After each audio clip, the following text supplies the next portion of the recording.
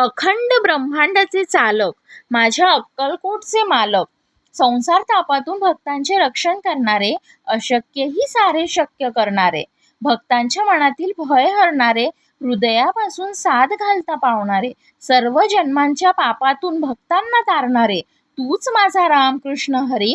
चैत्र शुद्ध द्वितीये दिवशी अक्कलकोटच्या खंडोबा मंदिरी कट्ट्यावर प्रकट झाला माझा मल्हारी.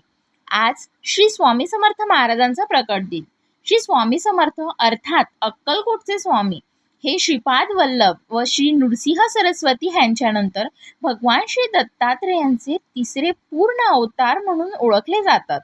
लोक म्हणतात सगळंच नशिबात आहे, तर देव काय करतो? ह्याचं उत्तर भगवद्गीतेच्या 4थ्या अध्यायात 7व्या श्लोकात दिलेलं आहे. श्रीकृष्ण सांगतात की कर्म, अकर्म आणि विकर्म ह्याचे गुण फार खोल आहे. नशीब म्हणजे भूतकाळात पेरलेलं बी असतं, वर्तमान म्हणजे आता उलगडलेलं झाड आणि कर्म म्हणजे आपल्या भविष्याचा पाया असतो. त्याच्यामुळे देव तो न्यायाधीश असतो, तो नियम बनवतो, पण पेपर तर आपल्यालाच लिहायचा असतो ना. तो पेपर म्हणजे आपले कर्म असतात.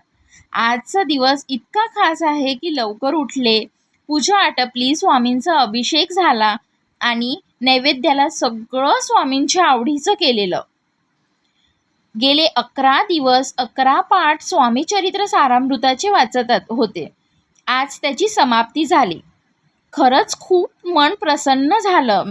घरात इतकं पॉझिटिव्ह एनर्जी झालेली आहे ना की खरंच सांगू शकत नाही. असं वाटते की शब्दातही व्यक्त करता येत नाही. सगळे विचारतात इतकं करतेस कशासाठी? देव मिळावा म्हणून? देव तर कधीचाच मिळालेला आहे, फक्त तो मिळालेला देव कळावा ह्यासाठी स्वामींची भक्ती करते.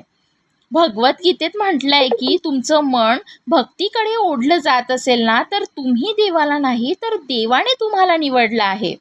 शेवटी आपण तेच करतो जे आपल्याला पाहिजे, पण आपल्यासोबत तेच होते जे स्वामींना पाहिजे. स्वामी सांगतात की तू कर जे मला पाहिजे, पण मी तुला तेच देईल जे तुला पाहिजे. किती बरोबर आहे.